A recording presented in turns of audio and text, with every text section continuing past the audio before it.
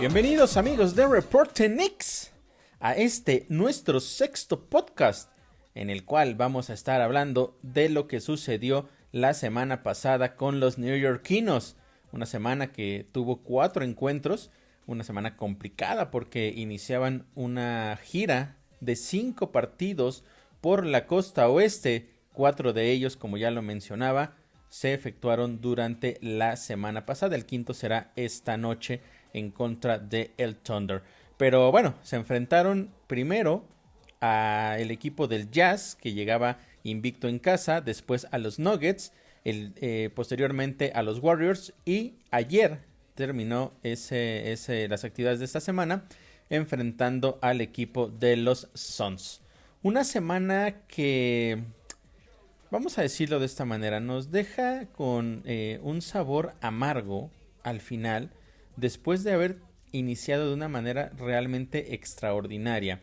¿Por qué? Porque bueno, se termina con 2 ganados y 2 perdidos, lo cual podría parecer un balance positivo. Sin embargo, después de haber arrancado con victorias ante el Jazz y también ante los Nuggets, parecería que podría haber sido una semana todavía mucho mejor para los neoyorquinos. Y ya platicaré de los detalles, pero también los últimos 2 partidos, el funcionamiento pues nos regresó básicamente a donde habíamos empezado o de lo que habíamos platicado precisamente en el podcast anterior. ¿Cómo comenzó esta semana? Bueno, comenzó de una manera un poco diferente, porque el partido en contra del equipo del Jazz fue el martes, pero el lunes por la noche Julius Randle organizó una cena con puros jugadores, es decir, no estaban invitados los entrenadores. Esto no es la primera vez que sucede en algún equipo profesional, pero regularmente sucede cuando hay problemas precisamente de funcionamiento en los equipos. Y esto es porque, bueno, los jugadores intentan quedarse ellos con la responsabilidad de lo que está pasando. Y aunque no sabemos los detalles de qué se habló en esa reunión, sí sabemos que se habló precisamente de la situación del equipo, y regularmente en este tipo de reuniones lo que hacen los jugadores es llegar con una mentalidad abierta y reciben las críticas por parte de sus compañeros. Entonces esto fue una muy buena iniciativa por parte de Julius Randle, y que pues al parecer rindió sus frutos. Insisto, no sabemos exactamente qué fue lo que sucedió, qué fue lo que se dijeron en esa reunión, quién tuvo mayor o menor cantidad de culpa, ni quién fue la persona que estuvo, digamos, al mando de esa reunión. Probablemente Julius Randle, porque fue el jugador que la organizó, pero con certeza no lo sabemos. Lo que sí podemos saber es lo que sucedió posteriormente justo a esa reunión. Y bueno, ¿por qué decía yo que rindió frutos? Porque ya les mencionaba que se le gana al Jazz. El marcador fue de 118-111. Un partido muy interesante, muy cerrado en realidad durante todo el encuentro, más allá también de que el marcador así lo es, una ventaja únicamente de 7 puntos. El Jazz llegaba como uno de los mejores, y de hecho sigue siendo uno de los mejores equipos de la NBA en este momento. Son el segundo mejor en la conferencia del oeste, pero en ese momento llegaban invictos en casa, no habían perdido uno solo de sus encuentros. Sin embargo, pues los Knicks encontraron la manera de quitarles esa racha de victorias en casa en esta temporada. Se vio un equipo mucho más conjuntado, que cometió muchos menos errores, y eso probablemente venía o fue el efecto positivo de esta reunión que ya les he comentado. Los Knicks comenzaron con una racha en el último periodo de 19 puntos a 4. O sea, después de que el partido estuvo muy cerrado, esta racha de 19 puntos a 4 les dio la ventaja. De hecho, llegaron a estar al frente hasta 14 puntos. Pero al final también el equipo de Utah intentó ganar el encuentro. Tuvieron un embate final y se acercaron incluso hasta 6 puntos. Sin embargo, bueno, los Knicks encontraron la manera defensivamente, de manera principal, para quedarse con la victoria. Hay aspectos adicionales que es importante mencionar, precisamente por lo que ya les comentaba que veníamos de esta reunión. Hay que tener justo eso en mente, ¿no? Venimos de esa reunión que tuvieron, se liberaron mucha presión, mucho estrés, se liberaron culpas y los jugadores en teoría venían con otra mentalidad. ¿Y qué sucedió? Como ya les decía, un equipo más conjuntado, menos errores, pero también se vio un balance muy positivo en el aspecto entre las pérdidas de balón y las asistencias. De hecho, solo hubieron 12 pérdidas de balón en todo el partido y tuvieron 26 asistencias. Esto nos habla de que movieron mucho más el balón y fueron más inteligentes al momento de tratar de encontrar los tiros que pudieran darle mayor posibilidad de éxito. Y al final, bueno, se terminó ganando un partido muy importante como visitante, un partido que no se esperaba en realidad que se pudiera ganar, un porcentaje de efectividad en tiros de campo del 47.3% y limitaron además al equipo de Utah a un 43% de efectividad, cuando ellos venían promediando un 52%. Esto nos habla claramente de el equipo que venía, un equipo completamente diferente al que venía jugando por lo menos la semana anterior y en varios partidos más en específico que ya hemos platicado precisamente también a lo largo de nuestros podcasts. Entonces se iniciaba muy bien la semana, ese partido Jalen Brunson terminó con 25 puntos, 8 asistencias, 3 rebotes, 3 robos. Jericho Sims, que ya estaré hablando también de la actuación de Jericho Sims esta semana, terminó con doble, 11 puntos y 13 rebotes. IQ, 13 puntos, 4 robos, 3 asistencias, 2 rebotes. Obi Toppin, otro jugador que tuvo una muy buena actuación, 9 puntos, 6 rebotes y 4 asistencias. Pero más allá de todo esto, lo importante es que se vio un equipo diferente, un equipo que jugó con más intensidad, que peleaba los balones, que intentaba con más energía llegar a la cobertura defensiva y al final, bueno, se termina con una victoria que es reflejo precisamente de esa actitud diferente que el equipo mostró en contra de un rival muy complicado y que, como ya les decía, todo parecía indicar que iba a terminar en una derrota para los de la Gran Manzana. No fue así, la semana entonces empezaba de una manera muy positiva, una energía diferente, se percibía un equipo muy distinto y después tendrían que venir a enfrentar en días consecutivos al equipo de los Nuggets, otro rival muy complicado que de hecho llegaba como el segundo mejor de la Conferencia del Oeste y además con una racha de 9 triunfos consecutivos en contra de los New York Knicks. Y si hay que agregarle algo adicional, es que los Knicks no ganaban como visitantes ante los Nuggets desde el 2006. Vaya que había pasado muchísimo tiempo desde que eso sucedió, muchísimos años, y había una posibilidad. ¿Por qué? Bueno, pues porque no jugaba Nikola Jokic por protocolo de COVID y Aaron Gordon estaba en duda, al final tampoco pudo participar en el partido, entonces fueron dos bajas muy importantes para esta escuadra de los Nuggets y que los Knicks pues prácticamente tenían que aprovechar sin lugar a dudas, porque los Nuggets sin Nikola Jokic habían perdido 6 de sus últimos 7 encuentros. Entonces cuando Nikola no jugaba, el récord no era nada positivo para esta escuadra de Denver. Los Knicks tenían que aprovecharlo y lo hicieron. En realidad el partido fue muy cerrado hasta prácticamente el último periodo, donde de hecho Denver es el que toma la ventaja por doble dígito, se van al frente por 10 puntos con menos de 9 minutos por jugar en el partido. Ahí parecía que entonces el momento del juego estaba inclinado completamente hacia los locales y que los Knicks ya estaban pues fuera de posibilidades. Sin embargo, el juego defensivo y la intensidad mostrada en esos últimos minutos fue algo en verdad clave. Hoy tengo que decirlo, he criticado durante mucho tiempo, he sido muy duro en contra de Julius Randle, pero ese partido, Julius Randle sacó la cara por el equipo, se echó al equipo al hombro.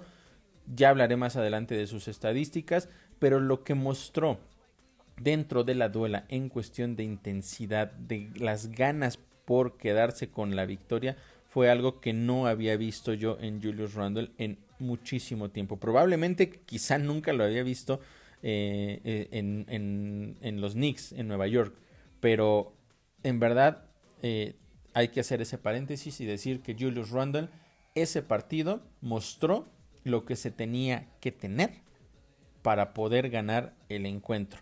Los Knicks vinieron de atrás, de hecho se fueron al frente con menos de 2 minutos por jugar, tenían una ventaja de 5 puntos. Los Nuggets con 1 minuto por jugar todavía empataron el encuentro y al final con 3 tiros libres consecutivos, 1 de Julius Randle y 2 de Jalen Brunson, pusieron la ventaja final y la última jugada del partido la tenían precisamente los Nuggets para poder mandar el partido a tiempo extra con un triple, pero la defensa que hizo Immanuel Quickley sobre Jamal Murray fue simplemente extraordinaria. Esa jugada defensiva impidió que Jamal Murray tuviera un tiro cómodo y que pudiera empatar el encuentro y mandarlo a tiempo extra.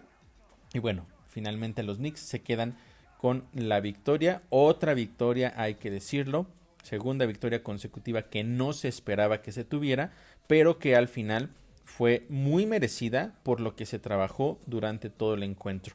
Hubo una jugada muy importante durante ese último periodo que mostró claramente la energía, la intensidad, las ganas de Julius Randle, y es en un balón donde estaban los Knicks defendiendo y mete un manotazo, desvía ese balón, el balón regresa hacia la cancha de los Nuggets y Julius Randle lo va a buscar y se avienta por el balón sin importar qué otro jugador estuviera cerca, se avienta por el balón, de hecho hace como un pequeño giro sobre la duela, el balón le queda entre las piernas, lo toma, alza la cara, ve a Jalen Brunson que está solo enfrente de él, le da el balón y Jalen Brunson termina clavando la bola. Incluso después del partido, cuando le preguntan a Julius Randle sobre esa jugada, uno de los comentarios un poco gracioso que hace al respecto es: yo ni siquiera sabía que Jalen Brunson podía clavar el balón.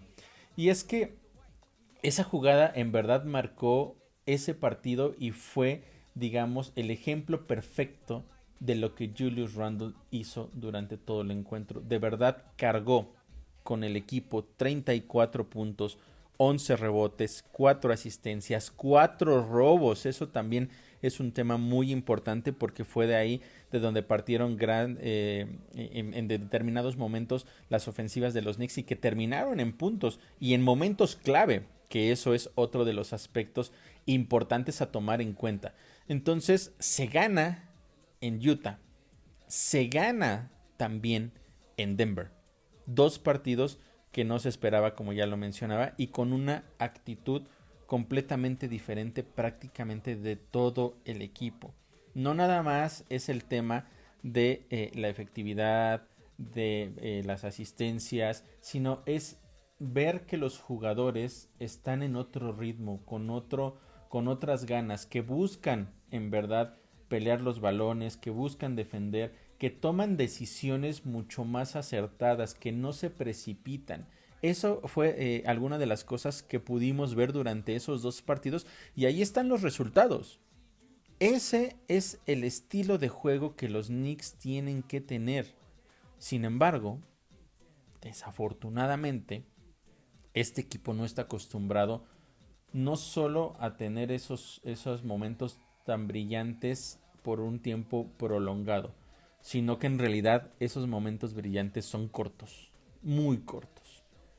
Y tan cortos fueron que después vamos a pasar ahora al juego del viernes en contra de los Warriors, donde prácticamente desapareció, por lo menos por el primer cuarto, el equipo de los Knicks, y con eso pues se marcó el rumbo del partido y se terminó con una derrota de 101-111.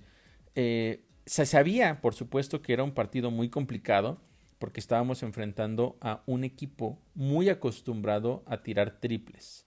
El juego perimetral por parte de los Warriors no es una sorpresa, no es nada que alguien no pueda conocer.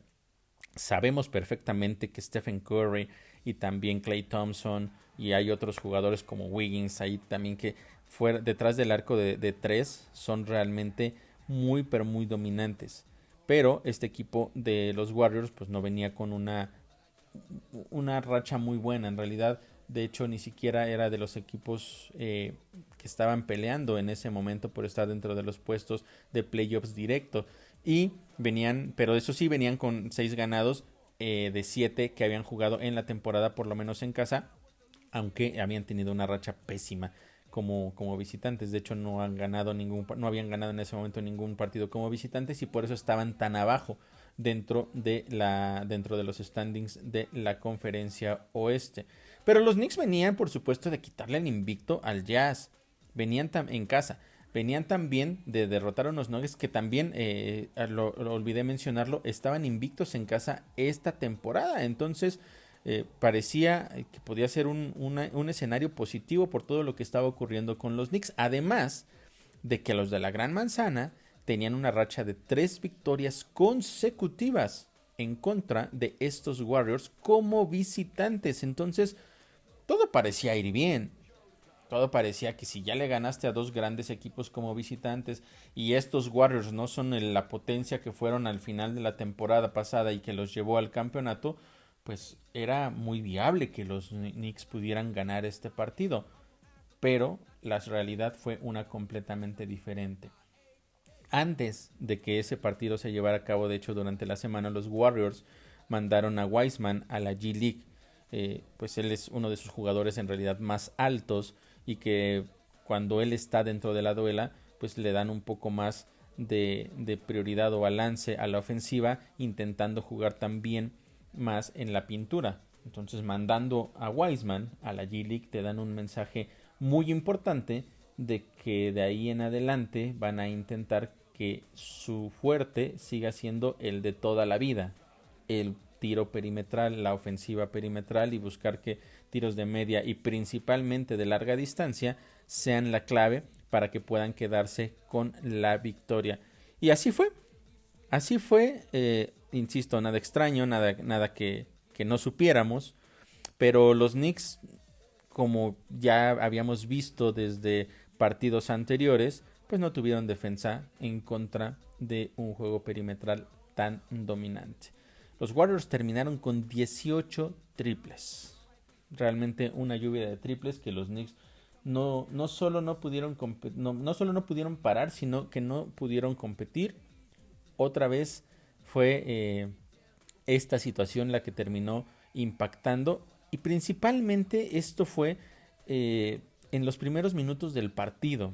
Los primeros 8 minutos y medio los Knicks ya estaban abajo 10-27 y llegaron a estar abajo hasta por 22 puntos en este encuentro, y de esa desventaja muy temprana ya en realidad nunca pudieron reponerse. Al final el partido después de ese punto estuvo muy parejo. De hecho, si hacemos un balance posterior a que el marcador estuvo con esa desventaja de 17 puntos, los Knicks terminaron ganando el partido. Sin embargo, jamás tuvieron la capacidad de venir de atrás de esos 17 puntos, porque cuando intentaban tener sus rachas, de nueva cuenta venía ese empuje de los Warriors que salían con triples o buenas jugadas defensivas y que terminaban impidiendo que los neoyorquinos pudieran armar una racha lo suficientemente importante para poder regresar. De hecho, solo en un momento por ahí del último cuarto lograron reducir la desventaja a menos de 10 puntos, pero de inmediato los Warriors volvieron a hacer los ajustes y con eso fue suficiente para que se terminaran llevando la victoria. Pero les decía de ese primer cuarto porque más allá de esos últimos, o más bien de esos primeros 8 minutos y medio donde fue todo un verdadero desastre, el cuarto en general lo fue. Y es que los Knicks apenas pudieron encestar 5 de 21 de sus intentos a la canasta. 0 de 10 en triples. Aparte 5 pérdidas de balón. Realmente fue un primer cuarto desastroso, horrible. Algo que, como ya decía, pues marcó el rumbo del partido. Y si tomamos en cuenta lo que hizo en ese mismo periodo la escuadra de los Warriors, que tuvo 13 de 25 y 7 de 13 en triples, además de 12 asistencias. Esa es otra de las cosas importantes que siempre pongo sobre la mesa, las asistencias. ¿Por qué? Porque te habla de cómo juega el equipo en conjunto, qué tanto mueven el balón y qué tanto buscan al jugador que tiene la mejor posibilidad de efectividad o de encestar, precisamente porque puede estar un poco más libre o no haya una marca tan apretada. Entonces, si hacemos ese comparativo solamente del primer cuarto, ahí nos damos cuenta, uno, de que los Knicks llegaron con una mentalidad completamente diferente, no se aparecieron prácticamente durante ese primer cuarto y después fue muy cuesta arriba contra un equipo que de pronto te puedes acercar un poco, pero si empieza con su efectividad en triples, pues te desaparece sin ningún problema. Entonces se termina con una derrota un poco, dejaba un sabor un poco preocupante, no saber qué es lo que había pasado, porque aparte también decías, bueno, vienes de jugar martes y miércoles y los dos partidos diste todo, ahora vienes de un descanso el jueves, juegas hasta el viernes, por lo menos estás un poco más relajado, puede ser que tengas más energía también, descargaste ya un poco, descansaste un poco la pesadez de los dos partidos consecutivos y podrías empezar con una intensidad mucho mayor, por lo menos similar a la de esos dos primeros encuentros en Utah y en Denver. Sin embargo, pues la situación no fue así, se fueron muy abajo y también mentalmente me parece que ya no tuvieron la fortaleza para poder venir de atrás. En ese partido, de hecho, Cam Reddish también salió lesionado y ya no pudo regresar. De hecho, desde ese momento no regresó a ese partido, no jugó tampoco el partido de ayer en contra de los Suns y se está pues día a día para saber qué era o cuándo pueda regresar. Pero al final pues fue un partido que sí volvió a meternos esa duda de qué equipo es en realidad el que es esta escuadra de los New York Knicks, porque se cayó de una manera impresionante. Tal vez no tan estrepitosa, pero sí por momentos te dejaba demasiada preocupación y mucha duda. Pero después, y pasando ya al partido de ayer en contra de los Suns, pues llegamos a la realidad en donde yo por eso les decía que a veces los puntos muy altos duran muy poco y de hecho pues podemos hablar de que fue un inicio de semana muy arriba, bajó considerablemente el viernes en contra de los Warriors y volvió a tocar fondo ayer en contra de los Suns. Se pierde el partido 95-116. En realidad pudiera parecer que la diferencia pues no marca mucho, pero pues estamos hablando ahí ya al final de 21 puntos. En realidad la desventaja llegó a ser hasta de 26 puntos abajo, algo realmente lamentable. El equipo que se presentó ayer a jugar en Phoenix no tiene absolutamente nada que ver con lo que vimos en los dos primeros partidos de esta semana y es una copia muy similar de lo que vimos en contra del Thunder, en contra de Celtics, en contra de los Hawks y en contra de los Nets.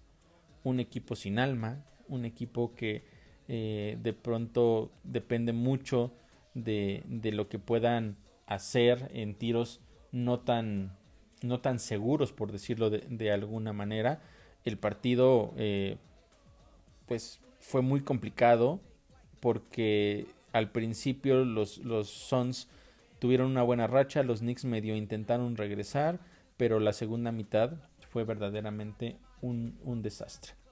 Los Suns llegaban con una racha de 8 triunfos consecutivos en contra de los Knicks y los Knicks no ganaban desde el 2018 allá en Phoenix y bueno, ahora son 9. Entonces los partidos consecutivos que los de la Gran Manzana han perdido en contra de los Suns, en un partido que sí se veía muy complicado también y que había una pequeña luz de esperanza porque un jugador importante no iba a estar, que es precisamente Chris Paul. Entonces, sin Chris Paul, este equipo, ¿qué tan diferente es? Pues nos demostró que por lo menos ante nosotros, ante los New York Knicks, no es nada diferente.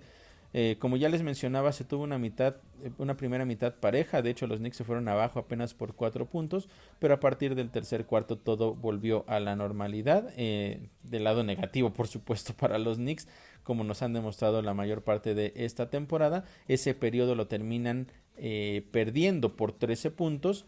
Y como ya les mencionaba, la desventaja llegó a ser hasta de 26 puntos en algún momento del partido. El equipo pues completamente desaparecido, en realidad no había comunicación, mala ejecución en los tiros, mala defensa, la lluvia de triples otra vez fue algo realmente impresionante, la manera en que todos prácticamente los jugadores de los Suns podían tirar desde cualquier lugar y no había nada que les impidiera que pudieran encestar esos disparos. Seis de los jugadores de los Suns terminaron con doble dígito en puntos. 17 triples prácticamente también ahí fue el partido. Y una cosa muy importante, y otra vez regreso a este aspecto, las asistencias. El equipo de Phoenix básicamente le dio una cátedra a los Knicks de cómo se juega en equipo. ¿Y por qué hago énfasis en esto de cómo se juega en equipo? Porque los Knicks, vamos a ser honestos, no tienen un superestrella. Ya lo he mencionado. No tienen un Giannis, no tienen un Damian Lillard, no tienen a ningún jugador de ese nivel. Entonces, ¿cómo puedes ganar en una liga tan competitiva? Pues solamente de una forma, jugando en equipo. Y eso es algo que los Knicks no han podido lograr. ¿Y por qué les decía de que les dieron una cátedra de cómo jugar en equipo? Bueno, pues los Suns tuvieron simple y sencillamente 35 asistencias. Es decir, 43 encestes fueron el total que tuvieron en este partido. Y de esas 43, 35 vinieron de una asistencia. Es decir, el juego en equipo. Algo que los Knicks no conocen, no saben hacer y que tampoco saben defender. Eso fue prácticamente la clave del por qué se termina perdiendo este partido. Les demostraron cómo se juega y ellos sí tienen a un Devin Booker, que es por supuesto un superestrella en esta liga, pero fuera de él sí podríamos mencionar a Chris Paul, pero no estuvo en la duela. Además de que Chris Paul ya no está en su mejor momento. Pero hablando de este partido en específico, ok, sí tienes a un Devin Booker que puede encestar prácticamente de cualquier lugar y en cualquier momento. Pero cuando ves este balance comparativo entre las asistencias y el número de canastas, estás hablando de que solo 8 de las canastas que consiguieron, 8 fueron producto de una jugada individual de alguno de sus jugadores. Todo el resto fue trabajo en equipo. ¿Los Knicks podrán hacer eso? No lo sé. No lo sé porque justo en este momento no nos han demostrado que sepan hacerlo. Regularmente terminan perdiendo ese comparativo. Están en menos del 50%. En ocasiones tienen más pérdidas de balón que asistencias. Entonces es un tema complicado, pero fue la muestra. Creo que esta es la muestra más clara de que este equipo de los Knicks no está en su mejor versión y que no sabemos cuál en realidad puede ser su mejor versión y si los jugadores que están sobre la duela o los que incluso están en el equipo sean los jugadores ideales para poder funcionar de una manera que se convierta en un equipo competitivo. Al final, en el último periodo, y no les digo yo cuando faltaban 2 minutos, faltaba más de medio periodo, Tom Thibodeau mandó a la banca. Vimos a todos los jugadores de banca tener actividad ese día. De esa manera estaba ya el partido tan complicado, tan definido, que Tom Thibodeau dijo, no hay más, van a la banca prácticamente todos. Vimos jugar a Archidiácono, imagínense, vimos jugar a Svi, vimos jugar a McBride, que por cierto McBride se vio bastante bien. Entonces, no hubo nada. Este partido fue prácticamente nulo. Por eso les decía yo, los Knicks desaparecieron. Un equipo desaparecido. Y los Suns aprovecharon. Como se dice coloquialmente, vieron sangre y fueron por más. Y así es como terminaron una vez más los Knicks humillados en un encuentro. Regresó Mitchell Robinson después de estar prácticamente 2 semanas fuera por una lesión. Su presencia ni siquiera se notó. Su primera jugada es una falta en un intento de 3. No iba a llegar y simplemente se lanza hacia donde estaba el jugador de Phoenix y le termina cometiendo la falta. Entonces regresó, pero no regresó. O sea, al igual que todo el equipo, no fue un buen partido. Y termina preocupando porque, insisto, fue una alta muy prometedora, una semana con un inicio muy prometedor y terminó en el mismo hoyo profundo del que habían estado solamente la semana pasada. Triste, lamentable la situación, porque una vez más volvemos al mismo punto. Ya les decía yo en el podcast pasado. Vamos a ver cómo se termina esta gira por el oeste, porque de aquí pueden depender muchísimas cosas hacia el futuro de los Knicks. Pensando, por ejemplo, en la situación de Tom Thibodeau, de si es el coach ideal para este equipo.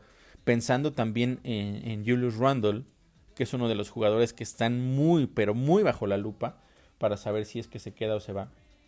Y todo iniciaba bien y después volvimos al mismo punto. Creo que es más preocupante porque eso te habla no solo de que por momentos el equipo puede mejorar, tiene la capacidad, pero no lo hace. No lo hace porque cuando está como en ese punto alto, es como si se encontrara en un lugar desconocido y algo inmediatamente los hace regresar a ese punto bajo donde regularmente están, esa mitad de tabla o más hacia abajo. Eso es en realidad lo más preocupante de esta situación. Entonces es una semana que en realidad nos deja un sabor muy amargo por lo que vimos, más allá del buen inicio de esos dos grandes victorias. No hay un rumbo. No sabemos qué esperar partido a partido.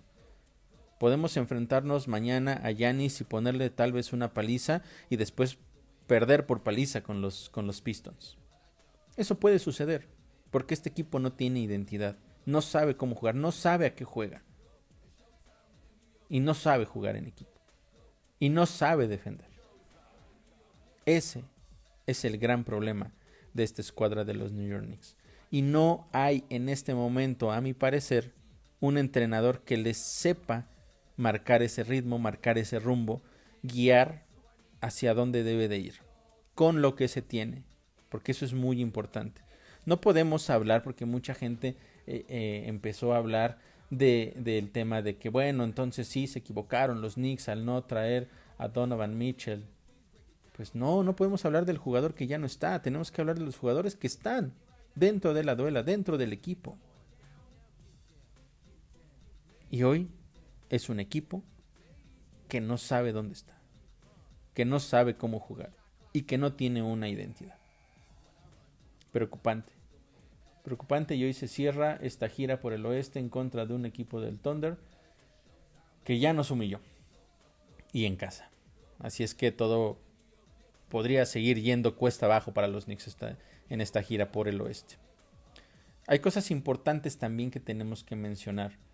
Y no quiero, dentro de esto negativo hay algo que me parece muy positivo y que me gustó durante esta semana, y fue precisamente la actuación de Jericho Sims. Jericho Sims, poste que la temporada pasada hacia el final mostró cosas muy buenas, pero que con la llegada de Isaiah Hartenstein parecía que iba a estar muy relegado, que no iba a tener minutos. De hecho, al inicio de la temporada prácticamente no jugó.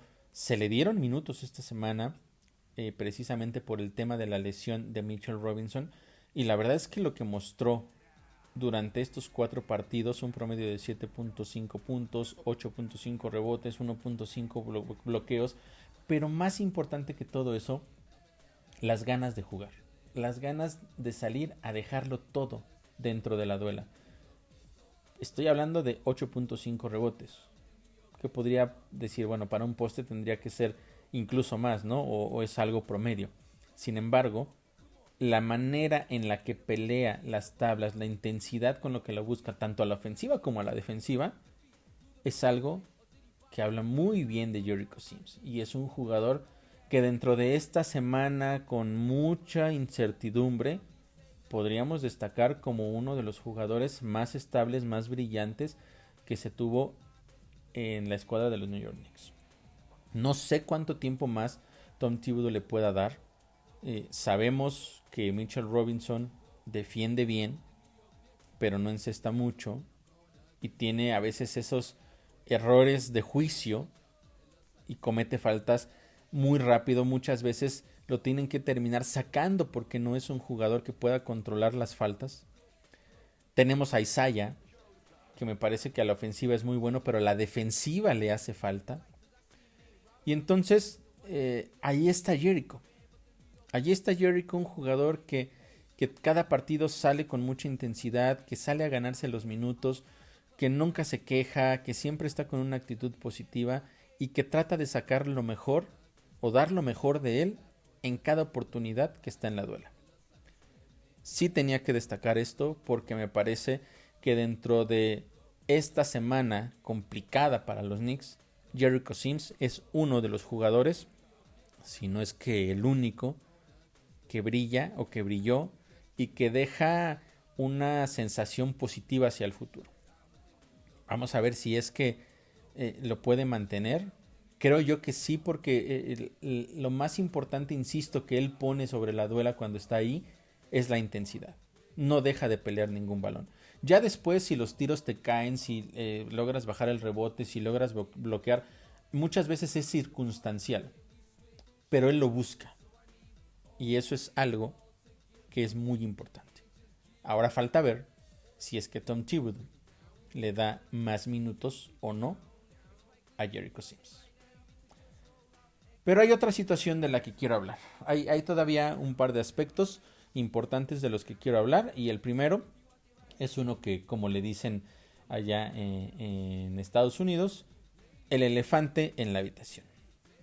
¿Y por qué es esto? Bueno, pues es simple y sencillamente porque es una situación que es enorme, pero que todos de cierta forma están tratando de ignorar. Y no podemos ignorar a ese elefante en la habitación. Y estoy hablando de RJ Barrett.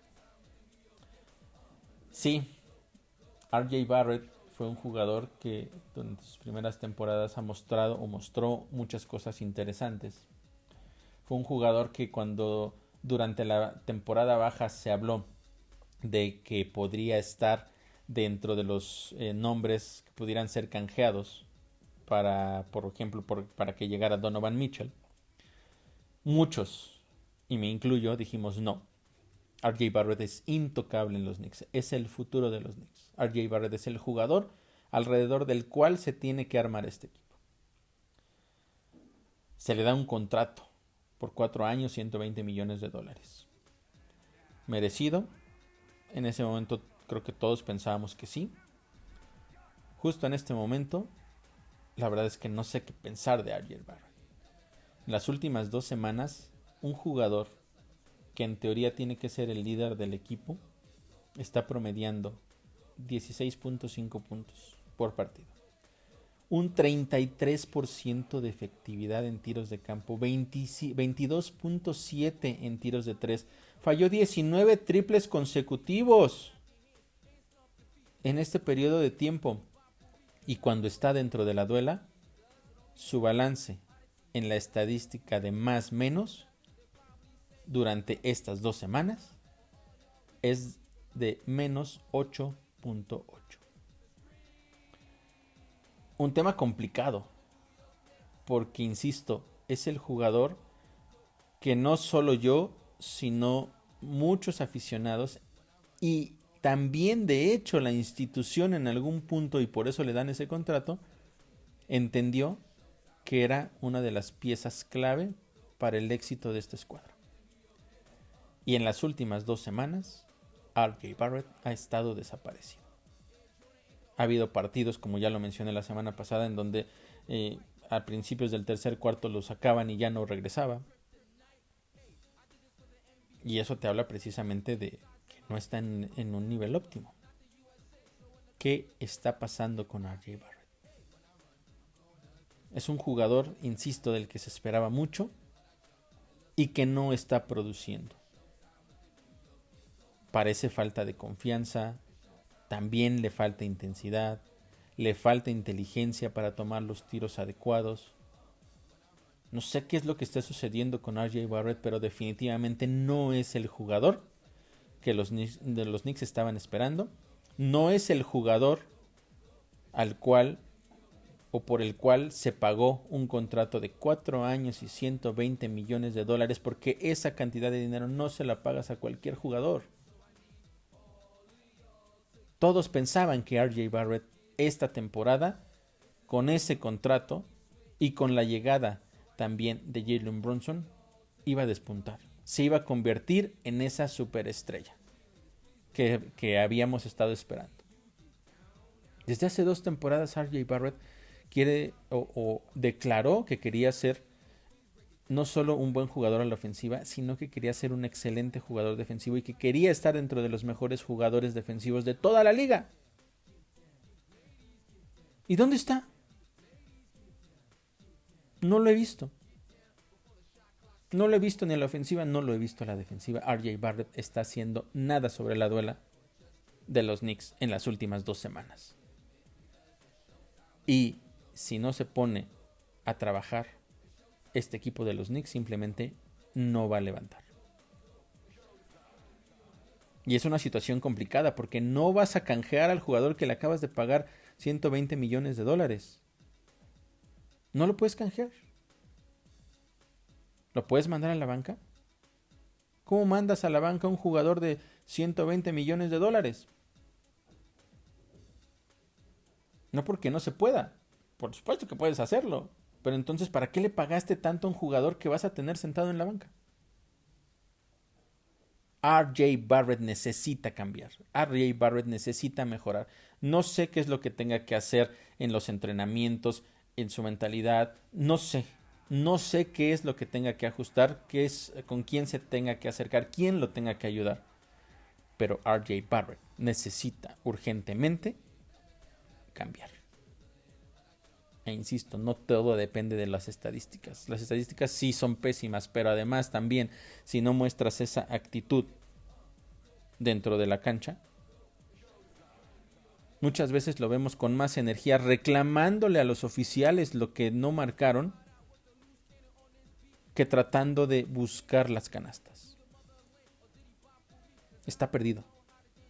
R.J. Barrett está perdido. Así que es un jugador al cual hay que seguirle muy bien la pista. Hay que ver qué va a suceder con él, porque esta situación es preocupante.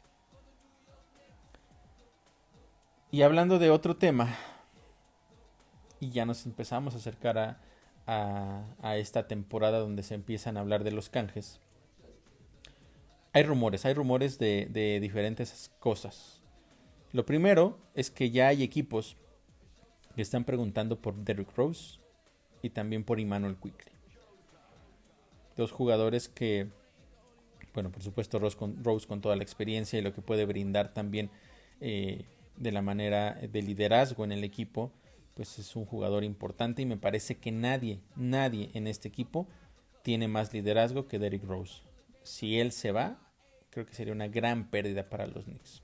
Más allá de lo que pueda conseguir en puntos o no dentro de la duela y los minutos que se le den, lo que él aporta en el aspecto de liderazgo sería una gran pérdida para los Knicks. Immanuel Quickley, un jugador joven que le falta madurar y mejorar en algunas cosas, pero me parece que es uno de los pocos jugadores que siempre que está en la duela, aunque las cosas no le salgan del todo bien, siempre pone mucha intensidad. y siempre sale a jugar con todo. Nunca deja nada. Nunca deja nada fuera. Entrega todo. Todo dentro de la duela. Pero es otro de los jugadores de los que se habla que pudieran salir. No sabemos si eso pueda ser. En estas próximas semanas van a incrementar seguramente los rumores de cambios. Y vamos a ver si es que eso se puede concretar. Y también, ¿qué recibirían los Knicks en determinado momento a cambio? Porque no es nada más que pudieras dejar ir a estos par de jugadores, sino qué vas a recibir a cambio. Y si con esos jugadores que lleguen, o jugador, o lo que llegue, te vas a convertir en un equipo mucho más competitivo. O simplemente vas a quedarte en el mismo lugar. Entonces hay que evaluar qué es lo que va a suceder. Evan Fournier. Les decía yo que si no mal recuerdo en el podcast del previo de la temporada, que Evan Fournier era uno de los jugadores sobre los cuales también había que estar muy al pendiente porque es triplero, sí, por supuesto. Lo decía yo también en esa ocasión. De hecho, tiene el récord de más triples en una temporada para los Knicks, rebasando lo que había hecho John Starks. Entonces es el líder de la franquicia en triples dentro de una misma temporada. Pero defensivamente no te aporta nada. Y en varios encuentros de esos por ejemplo, contra los Nets, contra los Hawks, contra los Celtics, Tom Thibodeau lo ponía a cerrar los partidos. Y también en otros encuentros en encuentros cerrados lo ponía a cerrar los partidos cuando sabías que no te iba a dar absolutamente nada a la defensiva. Cuando necesitabas detener a los equipos rivales. Y en los últimos partidos, Evan Fournier simplemente no ha jugado. No ha estado en la rotación de Tom Thibodeau. Y esto me recuerda a la situación de Austin Rivers y de Kemba Walker, que de pronto tuvieron buenos momentos, pero al final Tom Thibodeau decidió relegarlos a la banca porque no entraban dentro de su esquema ofensivo y terminaron saliendo del equipo. Así es que quizá ese vaya a ser el futuro de Evan Fournier, igual que Austin Rivers y Kemba Walker. Vamos a esperar, vamos a ver qué sucede, pero eso sí me parece que está muy cercano. Por otro lado, se habla de Jay Crowder, un jugador que ya es veterano, pero también puede tener su aportación. Me parece que no sería de gran aportación para los Knicks, pero se habla también de que es uno de los jugadores que está por ahí dentro del radar de los Knicks. Vamos a ver si es que esto es algo que se concreta e insisto, ver qué se recibe a cambio. Y bueno, al final dejo otro tema de los mismos, también de los intercambios, que es el de Shai Gilgeous-Alexander. Este jugador que ya conocemos bien porque ha hecho literalmente lo que ha querido en contra de nosotros y que en realidad me parece uno de los mejores jugadores que hay en este momento en la NBA y que creo que tiene un futuro, un techo muy alto. Puede convertirse en una de las figuras más importantes de esta liga si es que puede mantener ese nivel. Ha brillado mucho en un equipo que no tiene tantas estrellas, pero que la verdad lo han hecho bien. ¿Y por qué lo ponemos sobre la mesa? Bueno, es que incluso desde la semana pasada se hablaba de que no le está gustando cómo se están manejando las cosas internas dentro de Oklahoma City Thunder. Y se especulaba que era probable, se decía que era probable que hubiera pedido su canje, que estaría buscando un cambio. No hay nada oficial, pero es un rumor que ha andado por ahí en todos lados, ¿no? Entonces, no sería fácil adquirir a un jugador como él por el hecho de que todavía está bajo contrato y porque seguramente el Thunder pediría muchísimo dinero por un jugador como Shai Gilgeous-Alexander. Pero yo creo que dentro de los jugadores que hay alrededor de la liga y que pudieran llegar, si hay uno que realmente ayudaría a los Knicks, sería él. Se ha hablado de otros nombres, por ejemplo, se hablaba de Donovan Mitchell, pero yo insisto que Donovan Mitchell no era un jugador que después de lo que pudiéramos ofrecer por él, por lo menos en ese momento, no se veía que el equipo pudiera tener un futuro. Se hablaba también de Russell Westbrook, otro jugador ya veterano que ha mostrado que tiene muy buenas cualidades, es bueno, pero no tiene, me parece, la capacidad de liderazgo que necesita este equipo, ¿no? Y dentro de muchos otros nombres que se pueden barajear, creo yo que si hubiera un jugador ideal en este momento que pudiera llegar a los Knicks, sería él. No sé si pueda suceder. Si hoy yo fuera el Leon Rose, el gerente general de los Knicks, y me lo ofrecieran, haría todo lo posible porque Shai Gilgeous-Alexander llegara a la Gran Manzana. Si sucederá o no, no lo sabemos, pero son por lo menos hasta este momento los jugadores que están ahí, digamos, rondando las posibilidades de cambio, tanto dentro del equipo como de los que pudieran llegar precisamente a los New York Knicks. Así pues, entonces, lo que sucedió la semana, estas posibilidades de cambio, y esta semana 3 partidos. Hoy, esta noche, contra el Thunder, de visita. Y bueno, ya no sé qué más puedo agregar de lo que he mencionado previamente en los podcasts anteriores y lo que mencioné todavía también en este. Un duelo muy complicado. Y vamos a ver qué tienen los Knicks para ofrecer después de los últimos 2 partidos en donde prácticamente desaparecieron y mostraron muy pocas cosas positivas. Después es una semana con bastantes días de descanso porque el siguiente juego es hasta el viernes. Precisamente también porque se cruza el tema del Thanksgiving allá en Estados Unidos. Entonces la cantidad de partidos disminuye. Los Knicks juegan hasta el viernes en contra de los Blazers, el tercer mejor equipo, por lo menos hasta hoy, en el oeste. Y afortunadamente para los Knicks, no para los Blazers, no va a estar Damian Lillard. Nunca es, ya lo he dicho, nunca es agradable la lesión de un jugador, pero en este caso para los Knicks será algo positivo porque tendrán la posibilidad de aprovechar la ausencia de Damian Lillard. Al parecer no es una lesión grave, creo que va a estar fuera entre 1 y 2 semanas únicamente. Esperemos que así sea, que se recupere pronto, pero para los Knicks es una buena señal el hecho de que no va a estar disponible por lo menos para ese partido del próximo viernes. Y luego el domingo cerramos la semana en contra de los Grizzlies, otro equipo que ya nos ganó en el juego inaugural, de hecho, que se fue a tiempo extra, que dejó cosas positivas para los Knicks y vamos a ver si es que ahora, jugando en casa, estos últimos 2 encuentros son en casa, en el Madison Square Garden, vamos a ver si los Knicks pueden tener un resultado diferente en contra de esta escuadra de los Grizzlies. Con todo esto he llegado al final de nuestro 6º podcast de Reporte Knicks con toda la información de lo que ocurrió esta semana pasada para el equipo de la Gran Manzana.